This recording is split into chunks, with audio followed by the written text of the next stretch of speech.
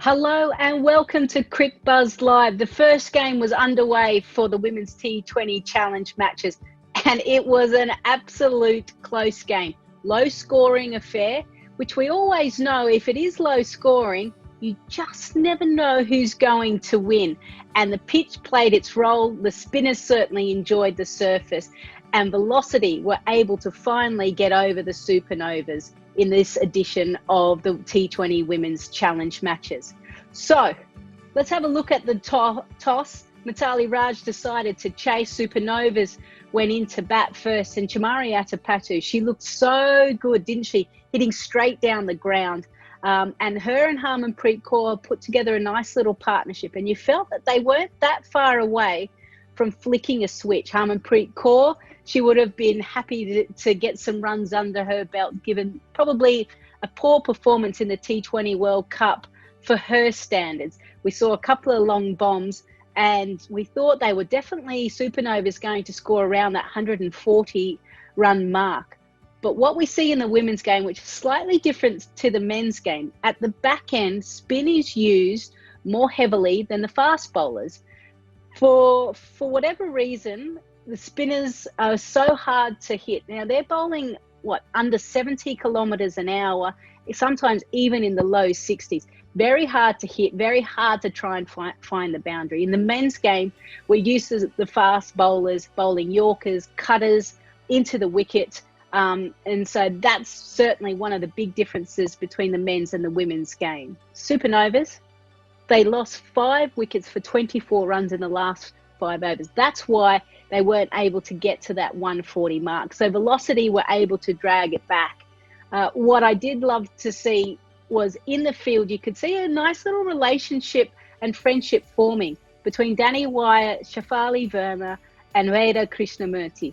The fact that Shefali doesn't speak much English, so I was always going to be interested to see how they run well between wickets. We didn't get to see that, unfortunately, because Danny Wyatt got out early, but Shefali Verma showed us exactly why we fell in love with her last edition. In 1 over, she hit 3 boundaries against Ayabonga Kaka, who in the end was able to pick up her wicket because she hit a full toss straight down to mid-wicket's throat. Then we saw Mithali Raj join up with Veda Krishnamurti, and you could tell, and Mithali even admitted, it's been over probably a year and a half since she has played this format.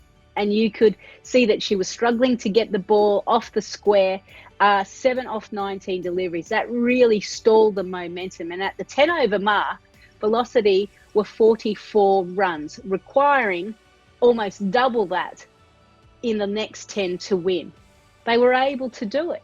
And this is what I love about these matches, the Women's T20 Challenge matches, because it opens the door to more domestic players. Sushma Verma hasn't been part of the Indian T20 side since 2016. That's 4 years ago. She was a regular member in that period of time, but has now been out of that international team. And she certainly put her hand up to say, you know what, I can still do the job. She struck 34 off 33 deliveries, 2 big sixes, and she was the one that changed the momentum for the Velocity side. She found a partner in crime, Sune Luus, and their partnership of 50 came off 34 deliveries. Thankfully for the Velocity side, Sune Luus was able to stay out there and finish it off, striking it over 175. 11 runs required off the last over. Shirawadana, the Sri Lankan spin bowler, came on again. Spin, told you. And she bowled one down the leg side, and Sune Luus was able to sweep it for 4. And then it was just an easy runner ball affair. There was a chance, a second last delivery, 2 runs off 2 balls, a faint nick. Tanya Bhatia wasn't able to get it, and it went for 4 runs, and Velocity were able to win. So a tight match, plenty of action there within there. You could see people were still getting used to getting back out on the park. You've got to remember that, firstly, the women's players have only just come out of quarantine. I think they've had about a week's training, if that. Some have hardly played any cricket or trained in India because of the pandemic. So it was just great to see women's cricket back on our screen. Pretty good performance.